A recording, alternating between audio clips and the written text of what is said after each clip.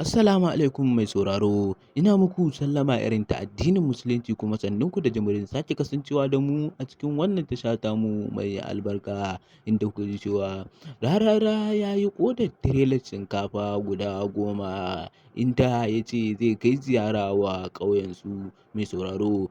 In dai wannan ne farkon ziyartarka cikin wannan tasha tamu mai albarka, ka daure ka danna mana subscribing kana ka danna mana alamar ƙararrawa domin samun fitattun labaranmu da zarar mun ɗora. Ya ce zai ziyarci ƙauyen nasu ne domin yi musu alherin da ya saba yi musu. Da isarsa ƙauyen nasu ne, 'yan ƙauyen nasu sai farin ciki suke suna ga Rarara ya zo.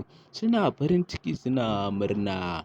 To hakan ne yasa shi ma ya ji daɗin hakan, tsofaffi da samari suna sa mai albarka inda ya sa aka sauke tirelar shinkafan nan yake raba musu shinkafa da kuɗi. Mai sauraro, ka biyo mu a cikin wannan tasha tamu mai albarka domin samun fitattun labaranmu da zarar mun ɗora.